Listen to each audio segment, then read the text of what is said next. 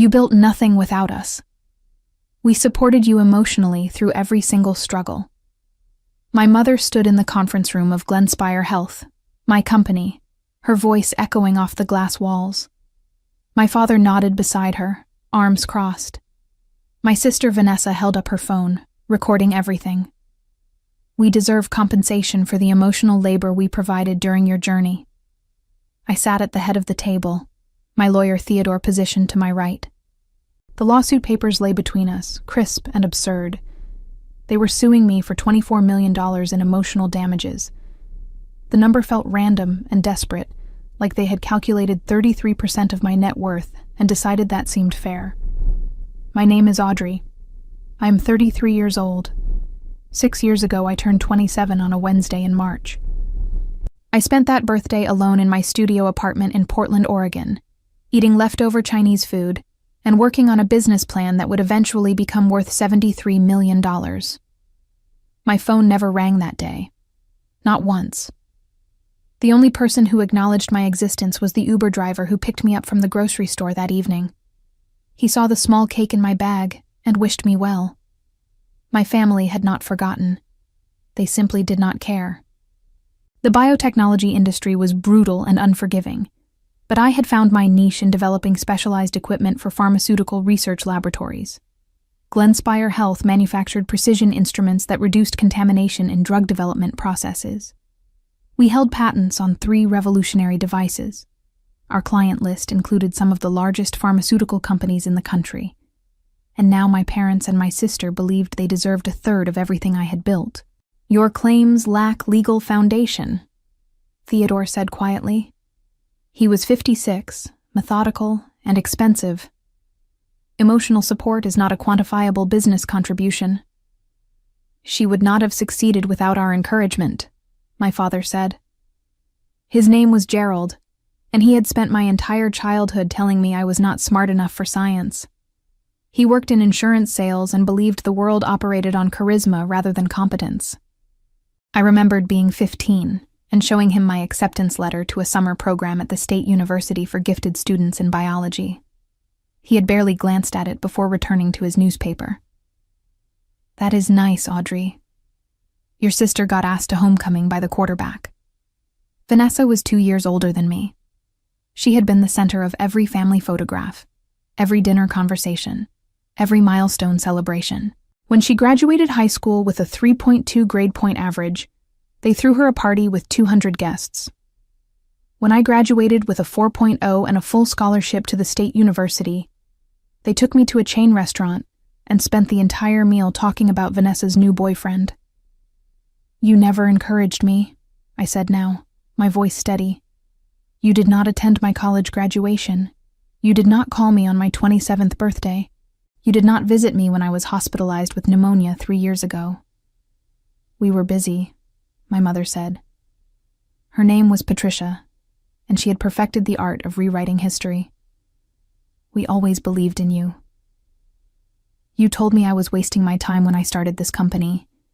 You said I should get a real job. We were protecting you from disappointment. I looked at Vanessa. She was 35 now, divorced, living with our parents again after her boutique clothing store failed. She had borrowed $40,000 from them 2 years ago and never paid it back. They had called it an investment in her future. When I asked to borrow $5,000 6 years ago to incorporate my business, my father had laughed and told me to stop dreaming. This lawsuit is frivolous, Theodore said. We will file a motion to dismiss. We have evidence, Vanessa said, waving her phone. We have text messages where Audrey admits we were supportive. I knew exactly which messages she meant. They were from 4 years ago, after I had signed my first major contract. I had texted my mother out of habit, some residual hope that success might finally earn their approval. She had responded with, "That is wonderful, sweetie," followed by 3 heart emojis. I had replied with, "Thank you for always believing in me," because I was still desperate enough to pretend we had a normal relationship. 1 text message in 4 years. That was her evidence. "We will see you in court," my mother said, standing. She smoothed her skirt, a gesture I recognized from childhood. It meant she believed she had won. They left the conference room together, a unified front of entitlement and delusion. I watched them walk past the reception area, past the display case with our patents, past the wall of framed articles from industry publications. They saw none of it. They never had. Theodore gathered his papers. They have no case. This will be dismissed within 60 days. They will appeal. Let them. You have documentation of every interaction, or lack thereof. I nodded, but I was not thinking about the lawsuit. I was thinking about my 27th birthday, about sitting alone in that apartment, about the way silence could be so much louder than words. I was thinking about every moment they had chosen Vanessa over me, every achievement they had dismissed, every time I had tried to earn their love and failed. The lawsuit was not about money. It was about their inability to accept that I had succeeded without them, that their neglect had not destroyed me, that I had built something extraordinary from nothing while they watched from a distance and offered nothing. But they had made one critical mistake.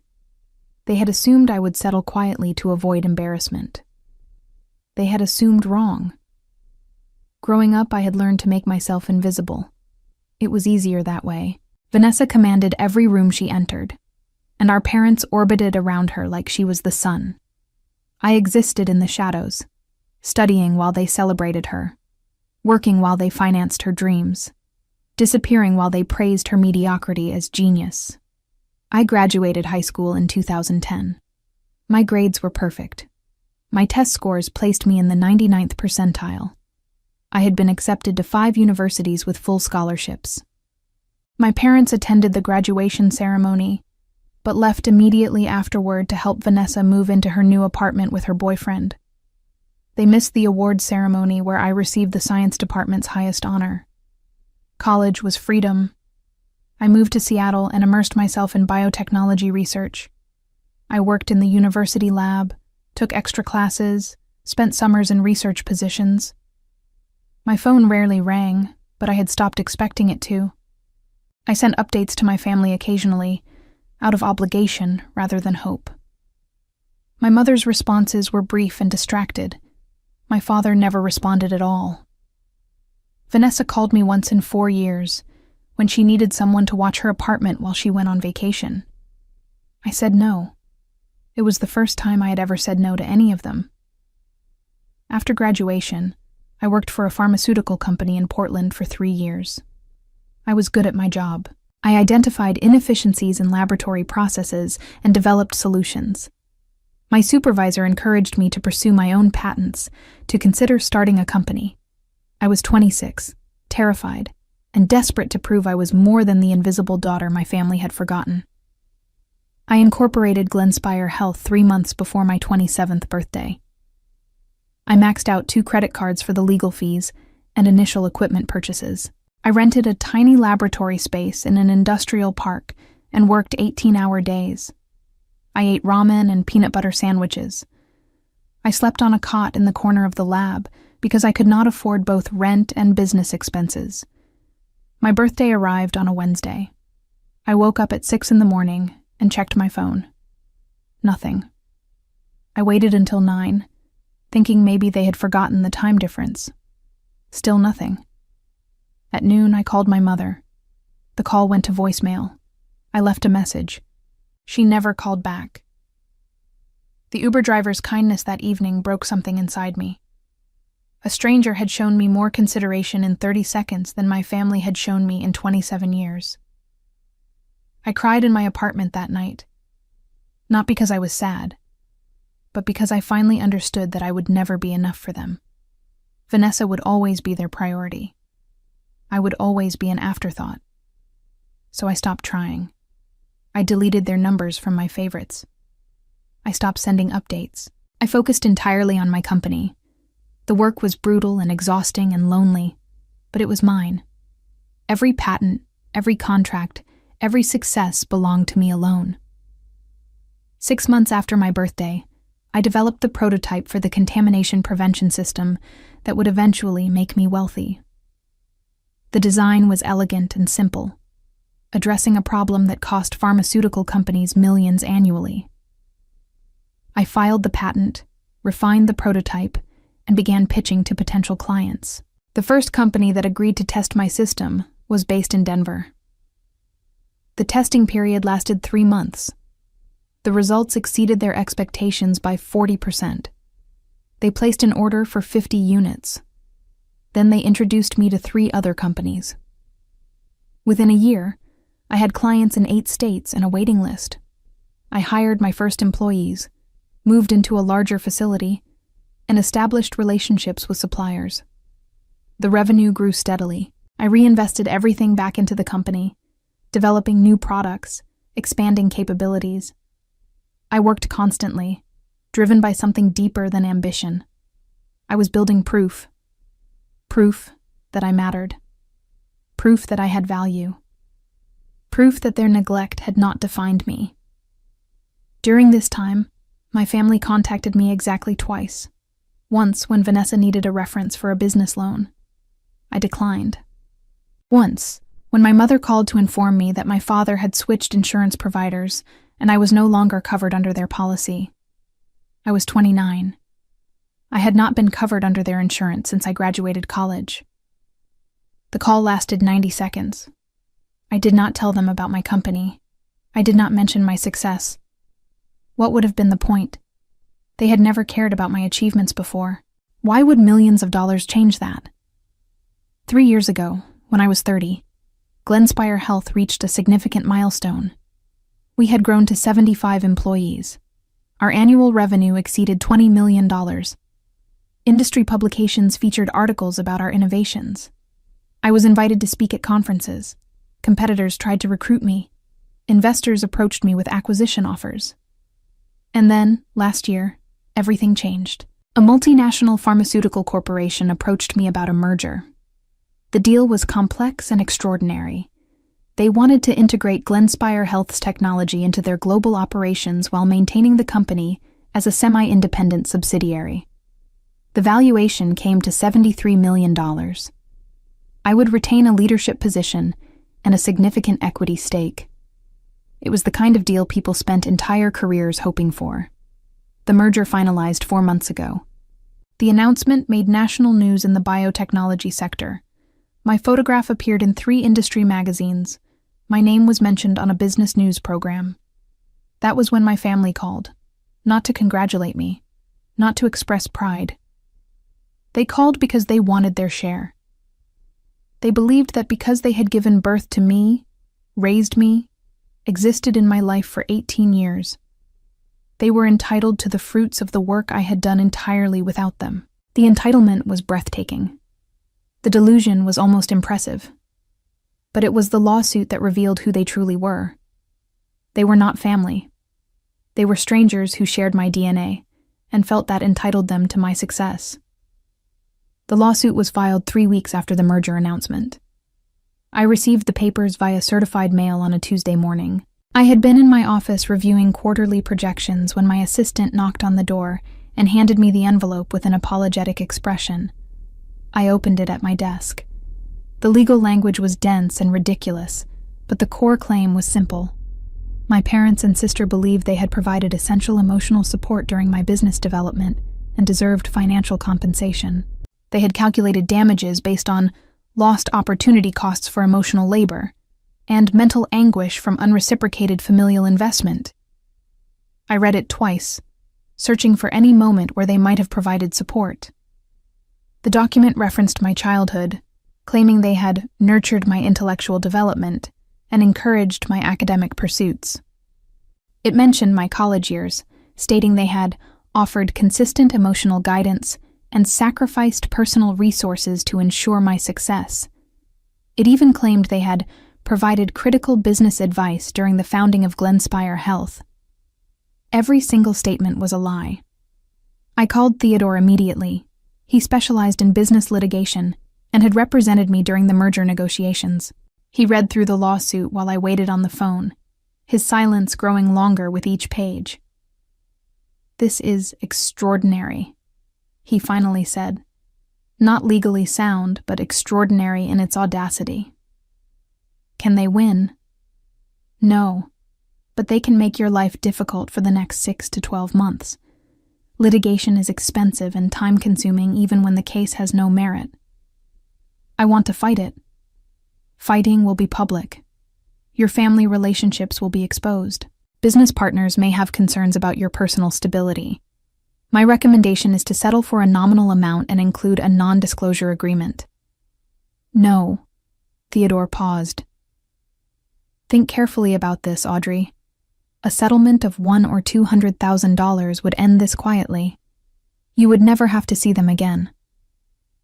They do not deserve a single dollar, and I want people to know exactly who they are. We scheduled the first meeting for the following week. My parents and Vanessa arrived with their lawyer, a man named Gregory who specialized in personal injury claims and looked uncomfortable the moment he saw Theodore. This was not his usual territory. He was accustomed to insurance settlements and car accidents, not corporate defendants with unlimited legal resources. The meeting lasted 45 minutes. My family performed outrage beautifully. My mother cried twice, dabbing at her eyes with a tissue while recounting how difficult it had been to raise me. My father spoke about the sacrifices they had made, sending me to good schools and providing a stable home. Vanessa talked about how she had always supported my dreams, how she had believed in me when others doubted.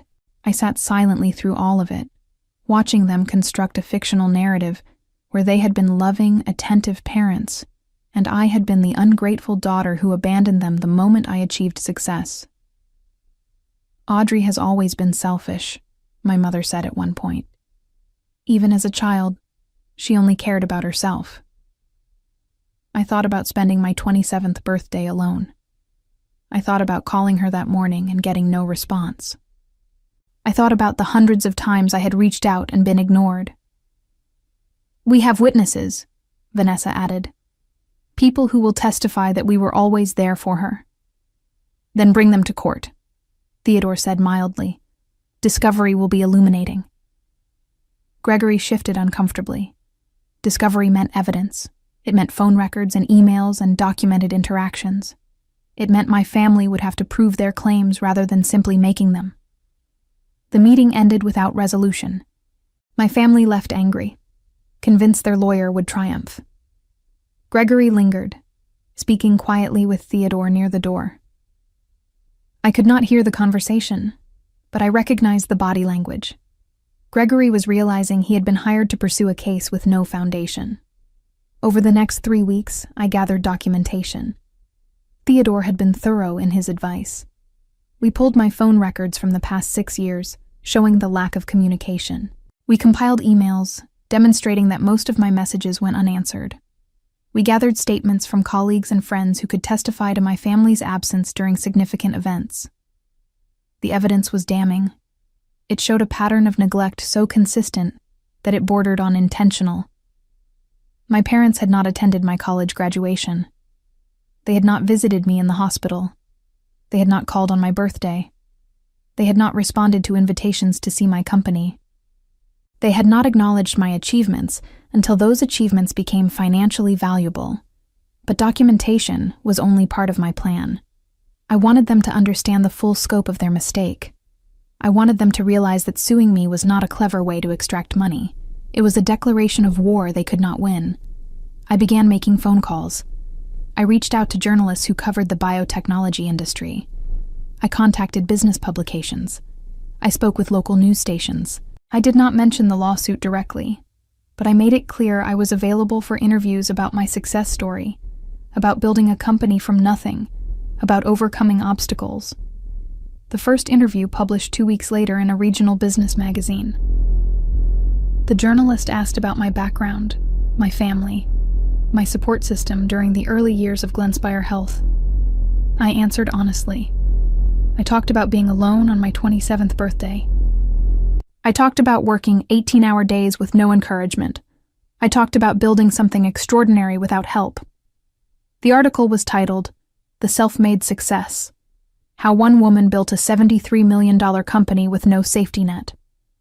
It went viral in the biotechnology community. People shared it on social media. Other publications requested interviews. My family read it. I knew they did because 3 days after publication, Vanessa called me. I did not answer. She left a voicemail, furious, accusing me of lying to make them look bad. I saved the voicemail. It would be useful in court. Everything was falling into place. My family believed they were fighting for money they deserved. They had no idea they were walking into a trap that would destroy them completely. The second interview published in a national business journal 3 weeks after the first. This journalist was more aggressive, asking pointed questions about family relationships and support systems for female entrepreneurs. I answered carefully, walking the line between honesty and restraint. I did not name my parents or sister. I did not need to. The timeline I provided made everything clear. On your 27th birthday, you were alone, the journalist said, reviewing her notes. That was the same week you incorporated Glenspire Health. Yes. Did anyone in your family acknowledge that milestone? No. What about subsequent milestones? Your first major contract, your first round of hiring, the patent approvals? No. The silence stretched. The journalist was good at her job. She knew when to push and when to let silence do the work. My family and I have different perspectives on success, I finally said. They valued certain achievements. Mine were not among them. The article published with the headline, "When Family Becomes Obstacle, the Hidden Cost of Building an Empire Alone." It included a sidebar about estrangement in entrepreneurial families, citing studies about how family dysfunction often drives business success. The piece was sympathetic, but unflinching. It painted a picture of a woman who had succeeded despite, rather than because of her background. My mother called the magazine and demanded a retraction. The magazine declined. Everything I had said was factually accurate. There was no libel, no defamation, only truth. The lawsuit continued grinding forward. Theodore filed motions to dismiss based on lack of legal standing. Gregory, my family's lawyer, responded with increasingly desperate arguments. He tried to claim that emotional support qualified as a business service. He tried to argue that family relationships created implicit contracts.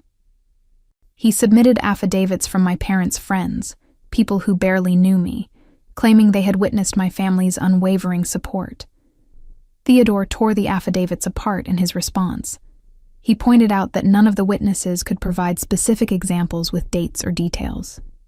He noted that unwavering support was contradicted by phone records showing zero communication for months at a time. He included screenshots of my unanswered emails and text messages, a digital graveyard of ignored attempts at connection. The judge was a woman in her late 50s named Constance. She had spent 20 years on the bench and was known for her impatience with frivolous litigation. She reviewed the motions and scheduled a hearing for 6 weeks after the initial filing. I attended the hearing with Theodore. My family arrived with Gregory, who looked increasingly uncomfortable with his clients. The courtroom was small, one of the administrative hearing rooms used for preliminary motions. Constance sat at the bench, reading through documents while we waited. "This is a motion to dismiss," she said, without looking up. "Counselor, make your argument." Theodore stood. "Your Honor, the plaintiffs claim they are owed compensation for emotional support provided to the defendant. The law does not recognize emotional support as a compensable service in the absence of a formal agreement. The plaintiffs have no contract, written or verbal, establishing their right to payment. They have no documentation of services rendered. They have no evidence of a business relationship. This lawsuit is legally baseless." Constance looked at Gregory. "Response?" Gregory stood slowly. "Your Honor, family relationships are unique. The plaintiffs raised the defendant, provided her with opportunities, created the foundation for her success. Without their support, she would not have achieved her current position. They are entitled to share in the rewards." "Do you have a contract?" "No, but..." "Do you have evidence of a business partnership?" "Not formally, but the relationship." "Do you have any legal precedent for your claim?" Gregory hesitated. We believe this case establishes new ground in family law and business relationships. Constance closed the file in front of her. I am dismissing this lawsuit with prejudice. The plaintiffs have no standing. Emotional support is not a compensable service. Family relationships do not create automatic entitlement to financial rewards. This is exactly the kind of frivolous litigation that wastes court resources and damages legitimate claims. My mother stood up in the gallery. This is not fair. We raised her. We deserve— Ma'am, sit down, Constance said sharply. Your lawsuit is dismissed. If you file another frivolous claim, I will consider sanctions. We are adjourned. The gavel struck. It was over. 6 weeks of legal maneuvering, thousands of dollars in fees, countless hours of stress, ended in 90 seconds. My family sat frozen. They had genuinely believed they would win. They had convinced themselves that the court would see things their way, that a judge would agree they deserved money for the simple act of being related to me. Theodore gathered his papers. We will file for recovery of legal fees. The dismissal with prejudice means they cannot refile the same claim. We left the courthouse through the side entrance. My family was still inside, arguing with Gregory in hushed voices. I did not wait to hear their reaction. I did not need to. The dismissal was satisfying, but it was not the end. Because 3 days before the hearing, I had discovered something interesting. Vanessa had filed for bankruptcy 6 months ago. My parents had co-signed on 3 of her failed business loans, making them liable for her debts. They owed over $90,000 to various creditors. The lawsuit against me had been their desperate attempt to solve their financial problems. They were broke, they were desperate, and they had bet everything on winning a lawsuit with no legal merit. The dismissal meant they lost their last chance at easy money. But I was not done with them yet. The lawsuit had given me something valuable: documentation of their claims, their lies, their willingness to betray me for money. I was going to use that documentation to ensure they never tried something like this again. I scheduled a meeting with a different journalist, one who specialized in investigative reporting on white-collar crime and fraud. Her name was Diana, and she had won awards for her coverage of financial exploitation within families. I sent her copies of the lawsuit, the phone records, the dismissed case file. This is extraordinary, Diana said when we met. Your family sued you for emotional damages? Yes. And the case was dismissed with prejudice? Yes. Do you mind if I investigate their finances? Public records, bankruptcy filings, that sort of thing? Not at all. Diana smiled. It was not a kind smile. It was the smile of someone who had just found an excellent story. I think we are going to write something very interesting, she said. My phone rang 2 hours after I left Diana's office. It was Vanessa. I answered this time. What the hell do you think you are doing? She demanded. I have no idea what you mean. You are talking to reporters. You are making us look bad. I am answering questions honestly. If the truth makes you look bad, perhaps you should have behaved differently. We are your family. You owe us loyalty. Loyalty is not a one-way street. You sued me. You claimed I owed you money for being related. You lost. Now you are angry that I am being honest about what happened. Mom is devastated. Mom did not call me on my 27th birthday. Vanessa was silent for a moment. That was years ago. 6 years. 6 years during which I built a company worth $73 million without any help from any of you. And the moment I succeeded, you decided you deserved a cut. That is not family. That is greed. We raised you. You ignored me. There is a difference. I hung up. My hands were shaking, but not from anger, from relief. Every conversation, every confrontation, every exposed lie was another step toward freedom. Diana's article published 4 weeks after our meeting. It appeared in a major national newspaper on a Sunday morning, running across 2 full pages in the business section. The headline read, "The Price of Success: When Family Becomes Predator." The article was devastating. Diana had done extensive research. She had pulled court records, bankruptcy filings, loan documents, and credit reports. She had interviewed former employees of Vanessa's failed businesses who described her as entitled and lazy. She had spoken with my former colleagues who remembered my parents' absence during significant company events.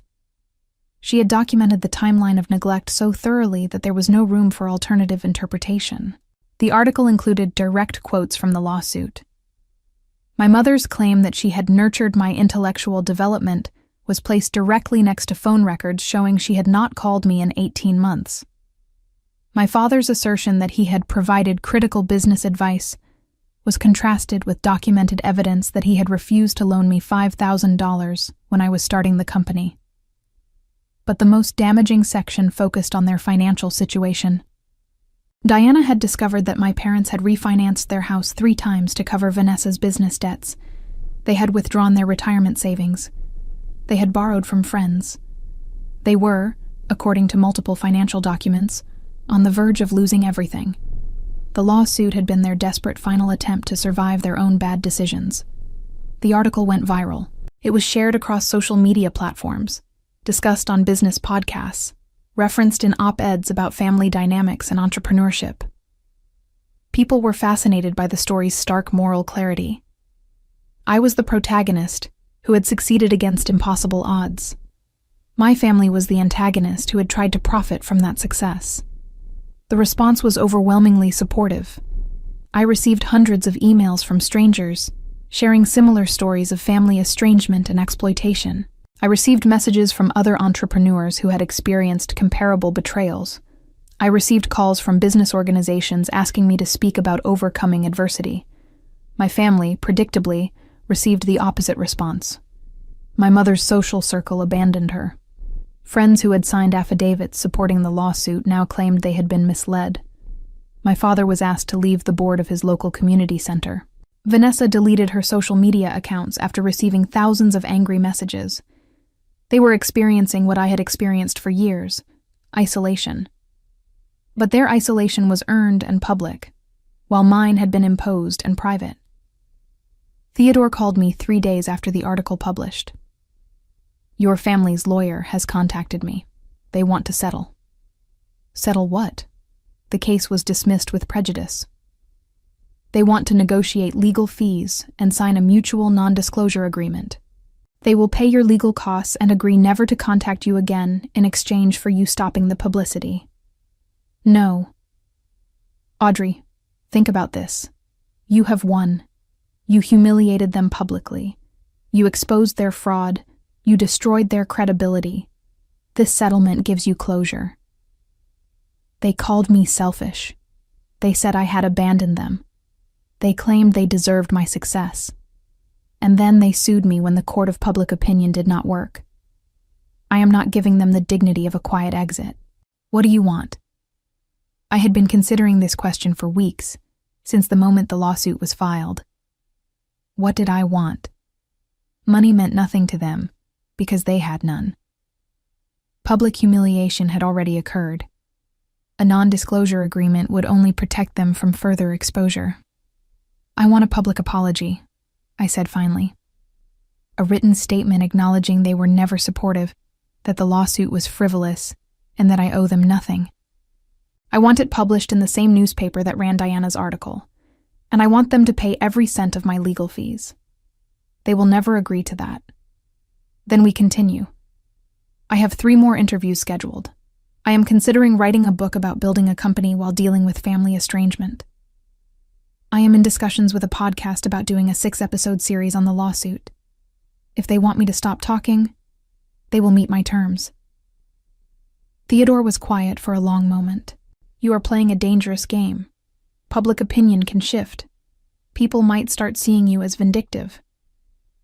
People might see me as someone who refuses to be victimized by family members who contributed nothing and demanded everything. I can live with that. The settlement negotiations took 2 weeks. My family's lawyer, who had replaced Gregory after the dismissal, was a woman named Beverly who specialized in crisis management. She was competent and direct, 2 qualities Gregory had lacked. "Your terms are unreasonable," Beverly said during our first phone call. A public apology will humiliate my clients. Your clients sued me for $24 million based on complete fabrications. Humiliation seems proportionate. They are willing to pay your legal fees and sign a non-disclosure agreement. I do not want their silence. I want their acknowledgement. They will never agree to a published apology. Then we are done here. I hung up. Theodore looked at me from across his desk. You realize they could refuse to settle and simply disappear? They are broke. Their house is in pre-foreclosure. They are living on credit cards. They cannot disappear. They need this to end so they can attempt to rebuild their lives. You are betting they will break before you do.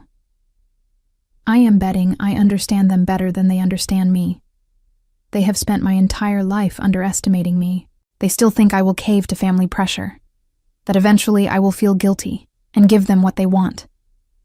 But I am not the invisible daughter anymore. I am the woman who built a $73 million company without them. And I am done being dismissed. Beverly called back 3 days later. My clients have agreed to your terms with modifications. They will issue a written statement acknowledging the lawsuit was without merit. They will pay your legal fees in full, but they request the statement be published on a mediation website rather than in a newspaper. No. National newspaper or nothing. Audrey, be reasonable. I am being reasonable. I could have sued them for malicious prosecution. I could have filed a countersuit for defamation. I could have pushed for sanctions. Instead, I am asking for something simple. Honesty. They lied about me publicly. They can tell the truth publicly. Beverly consulted with her clients. It took another week of negotiations, but eventually they agreed. The statement would be published as a full-page advertisement in the same newspaper that had run Diana's article. My family would acknowledge that they had not provided support during the founding or development of Glenspire Health, that the lawsuit had been without legal merit, and that I owed them nothing financially or emotionally. The advertisement would run on a Sunday, the same day of the week as Diana's article. It would be placed in the business section. It would include their names and photographs. It would be permanent and public and devastating. The settlement was signed on a Friday afternoon in Theodore's conference room. My family did not attend. Beverly represented them via power of attorney. The document was 23 pages of legal language, but the core elements were simple: acknowledgement, payment, and permanent estrangement. Theodore handed me a copy. This is over. No, I said. This is just the beginning.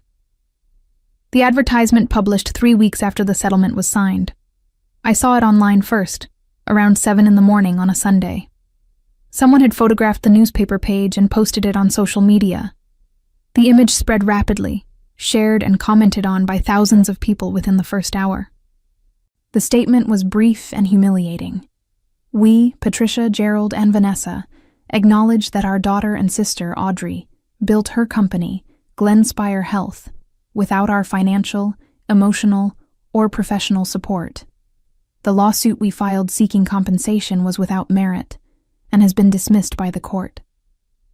We deeply regret our actions and acknowledge that Audrey owes us nothing. We wish her continued success. Below the text were their photographs, formal portraits that made them look respectable and dignified, which only heightened the contrast with the admission they were making. The advertisement ran in the business section, page 3, positioned next to an article about emerging pharmaceutical technologies. The response was immediate and overwhelming. The story had captured something universal about family dysfunction and toxic relationships. People who had experienced similar betrayals saw themselves in my story. People who had struggled with entitled relatives felt validated. People who valued self-reliance and hard work admired what they perceived as justice. My family's names trended on social media. Their photographs circulated widely. The original lawsuit, Diana's investigative article, and now this public apology created a narrative arc that people found compelling and satisfying. But what happened next was unexpected. Other stories began emerging. People contacted journalists with their own experiences of family members who had sued them, stolen from them, or attempted to claim credit for their achievements. The broader conversation shifted from my specific situation to a cultural examination of family entitlement and financial exploitation. I was invited to speak at a conference for women entrepreneurs. The event was in Chicago, scheduled for 6 weeks after the advertisement published. I accepted, partly because I believed my story might help others, but mostly because I wanted to ensure my family's actions remained in the public consciousness. The conference was large, attended by over 3,000 women from various industries. I spoke on a panel about overcoming adversity in business. When the moderator asked about my family situation, I answered honestly, but without anger. I described the isolation, the birthday I spent alone, the years of silence, the lawsuit. "How did you keep going?" someone in the audience asked. "I built something that was mine. They could not take that from me. They could sue me, lie about me, try to claim credit, but they could not diminish what I had actually accomplished. That knowledge was enough." The audience gave me a standing ovation. After the panel, dozens of women approached me with similar stories. Mothers who had stolen their daughters' money, fathers who had sabotaged their sons' businesses, siblings who had filed fraudulent lawsuits. The stories were endless and devastating and familiar. I realized then that my family's betrayal was not unique. It was simply more visible. Theodore called me 2 days after I returned from Chicago. "We have a problem." "What kind of problem?" "Your sister filed a complaint with the state attorney general's office claiming you coerced her into signing the settlement agreement." I sat down at my desk, processing the information. "That is ridiculous." Beverly represented them. The settlement was negotiated over weeks. Everything was voluntary. "I know, but the complaint triggers an investigation. It will be a headache for the next few months." "Can she win?" "No. We have documentation of every negotiation, every communication, every modification to the agreement. But she can create problems." "Of course she can."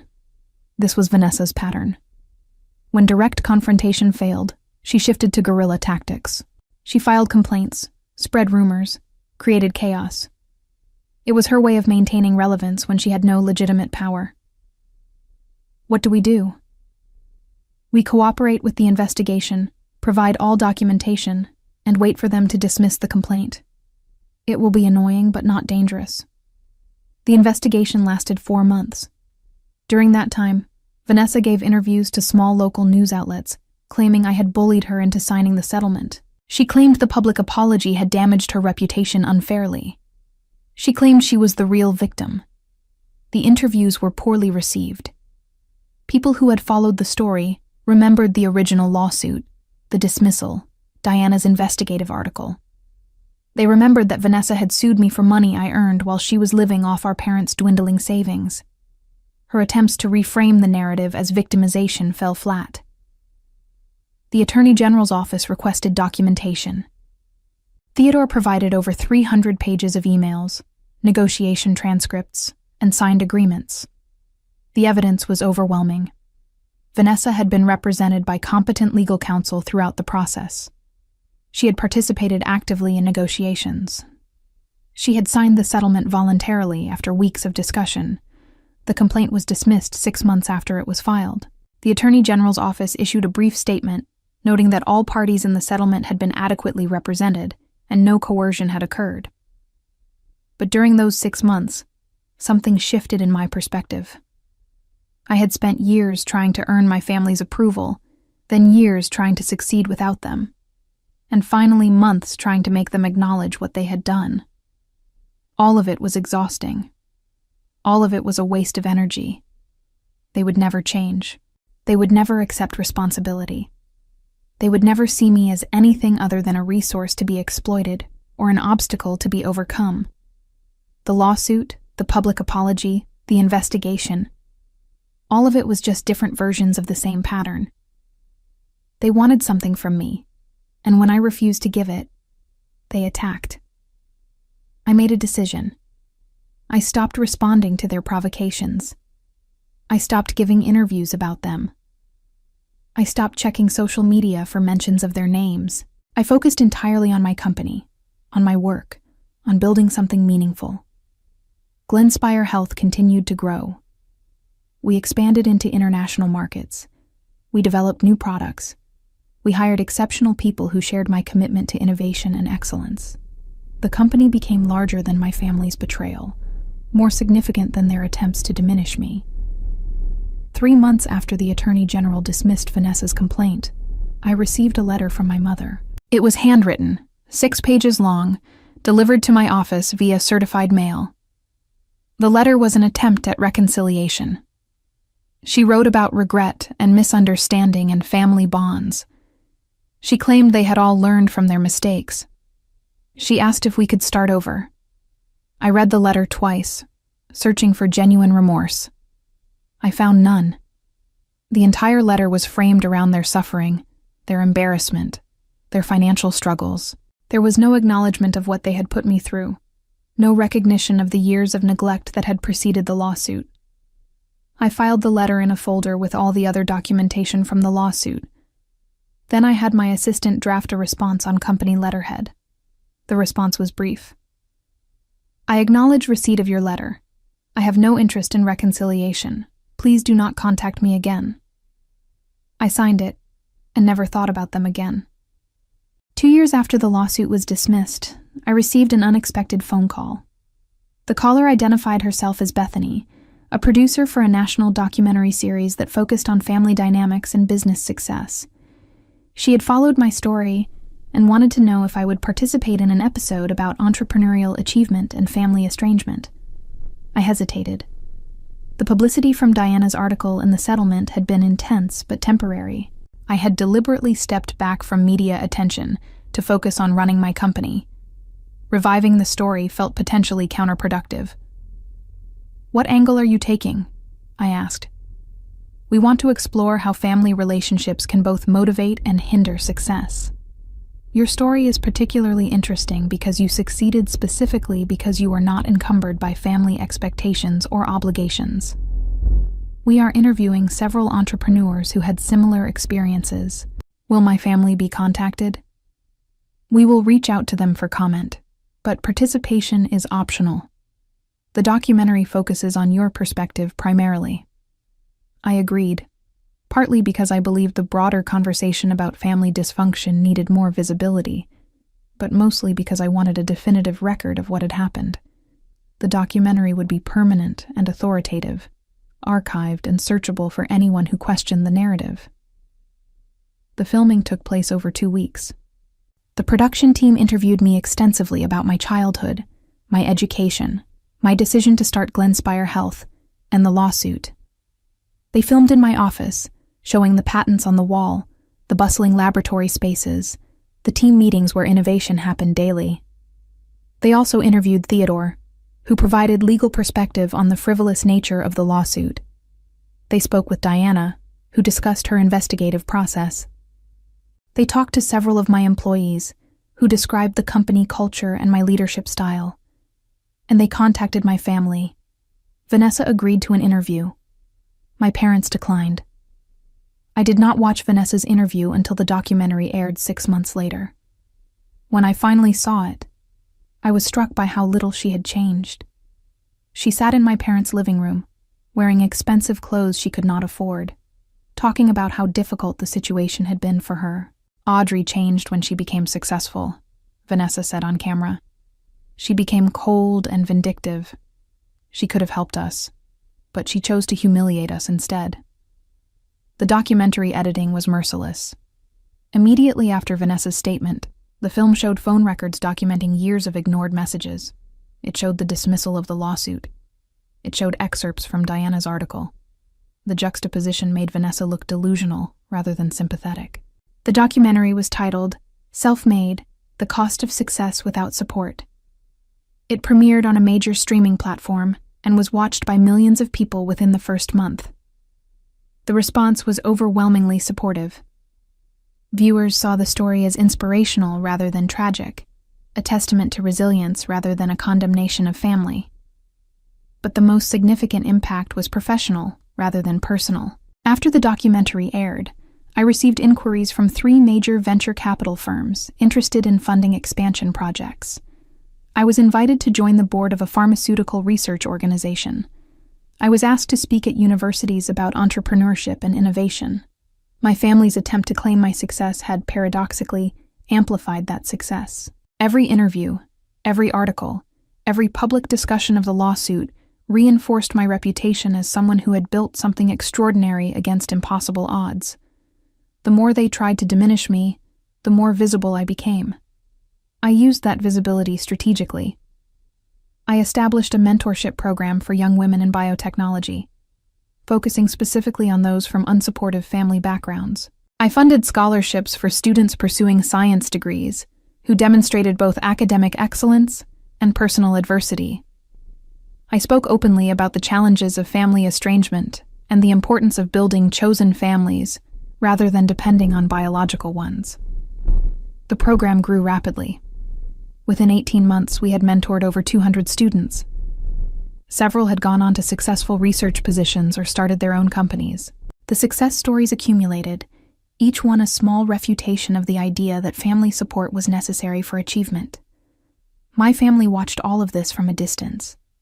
I knew they did, because occasionally someone would forward me a social media post or an email where Vanessa complained about my continued success. She had started a blog about family reconciliation and forgiveness, positioning herself as an expert on healing broken relationships.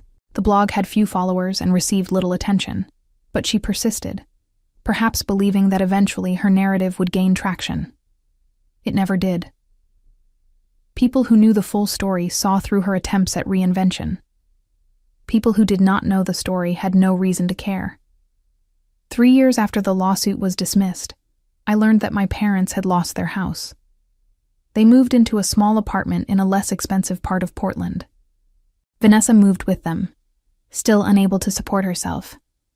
The financial consequences of their bad decisions had finally caught up with them. I felt nothing when I heard the news. Not satisfaction, not pity, not vindication. Just a profound sense of distance, like hearing about strangers who lived on the other side of the country. They had become irrelevant to my life, which was the best possible outcome. 5 years after the lawsuit, Glenspire Health reached a significant milestone. Our annual revenue exceeded $100 million. We had expanded to 5 countries and employed over 400 people. Our technology had become standard in pharmaceutical research laboratories worldwide. We held patents on 14 different devices and had 3 more in development. The business publications that had covered the lawsuit now covered our expansion. Articles focused on innovation rather than family drama. I was profiled as a successful biotech entrepreneur rather than a daughter who had been betrayed. The narrative had shifted, and I had controlled that shift through consistent focus on achievement rather than grievance. I celebrated the milestone quietly. I hosted a company gathering at our main facility, thanking the team for their dedication and innovation. I spoke briefly about the journey from a tiny laboratory in an industrial park to an international operation, carefully avoiding any mention of personal struggles. This was their success as much as mine, and I wanted them to feel ownership of what we had built together. After the formal gathering ended, I stayed in my office, looking at the city lights through the window. Portland had been the place where I had spent my loneliest birthday, where I had started with nothing, where I had proven that success did not require family support or approval. The city had witnessed both my isolation and my triumph. My phone buzzed. A text message from an unknown number. I almost deleted it without reading, but something made me open it. I saw the article about Glenspire reaching 100 million. Congratulations. I always knew you would be successful. I am proud of you. Love, Dad.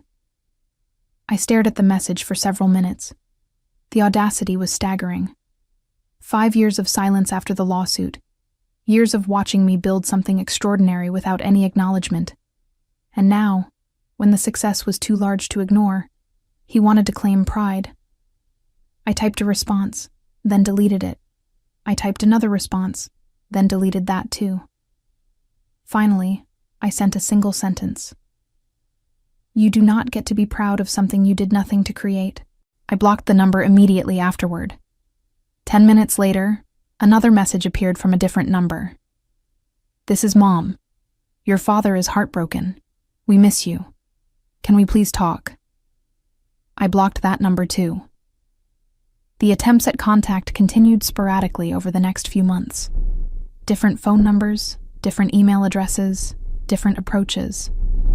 Sometimes they tried guilt, claiming they were elderly and wanted reconciliation before it was too late. Sometimes they tried manipulation, suggesting that my refusal to forgive made me as bad as they were. Sometimes they tried desperation, hinting at health problems or financial catastrophes. I blocked every attempt. Theodore had included a provision in the settlement agreement prohibiting contact. Each message was technically a violation of that agreement, which meant I had legal recourse if I wanted to pursue it. But pursuing it meant engaging with them, giving them attention and energy they did not deserve. Ignoring them was more powerful than any legal action. The documentary had one unexpected consequence. I began receiving letters from other people who had been sued by family members. Hundreds of letters, each telling a variation of the same story. Success followed by betrayal. Achievement met with entitlement. Accomplishment punished with litigation. I read every letter. Some were heartbreaking.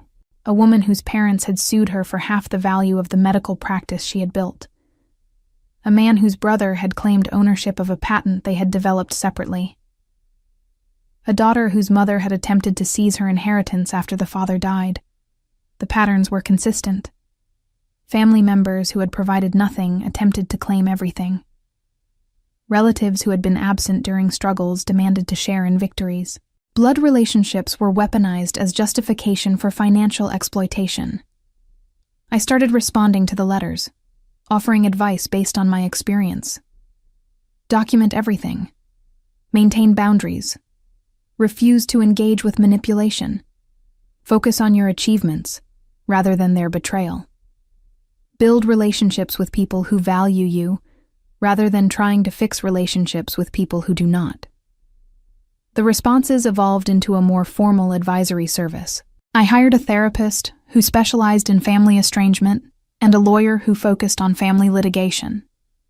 Together, we created resources for people navigating similar situations. The service was free, funded entirely by Glenspire Health, offered to anyone who needed support. The program grew. Within 2 years, we had helped over 3,000 people establish boundaries with toxic family members, fight frivolous lawsuits, and build independent lives. Many of them went on to achieve significant success in their own fields, unencumbered by family members who saw them as resources rather than individuals. My family learned about the program through a newspaper article. Vanessa posted a lengthy response on her blog, claiming I had created the program as revenge against them, that I was using other people's suffering to justify my own vindictiveness. The post received 37 views and 2 comments, both negative. Her irrelevance was complete. On my 39th birthday, 6 years after the lawsuit, I took a vacation. It was the first real vacation I had taken since starting Glenspire Health. I flew to New Zealand, rented a small cottage on the coast, and spent 2 weeks completely disconnected from work and email and phone calls. I woke up on my birthday to sunlight streaming through the windows and the sound of waves against rocks. I made coffee and sat on the porch, watching the ocean, thinking about the journey that had brought me here. 6 years ago, I had spent my 27th birthday alone, devastated by my family's indifference. 12 years ago, I had spent my birthday being compared unfavorably to my sister. 18 years ago, I had spent my birthday being told I was not as special as I believed. This birthday, I was alone by choice. I had built a company worth over $100 million. I had helped thousands of people escape toxic family situations. I had proven that success without support was not just possible, but powerful. My phone, which I had turned off for the vacation, stayed off.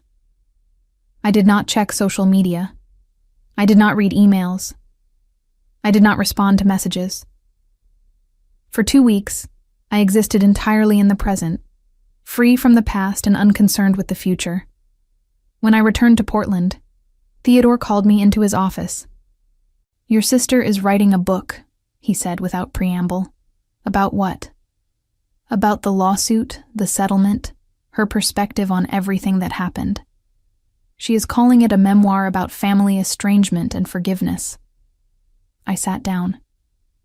"Is there anything legally problematic?"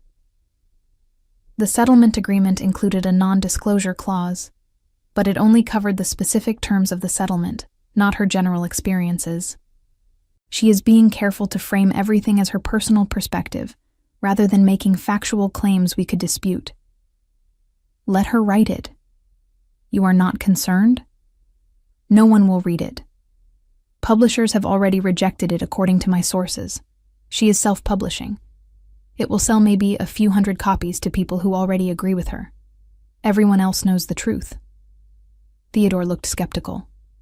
"You are certain?" "I am certain that I am done giving her power over my life. She can write whatever she wants. It does not change reality." The book was published 8 months later. I received a copy in the mail, sent anonymously, but obviously from Vanessa. I flipped through it, reading random passages. The narrative was predictable. She was the misunderstood sibling. I was the cruel sister who had abandoned family loyalty for money. Our parents were innocent victims of my vindictiveness.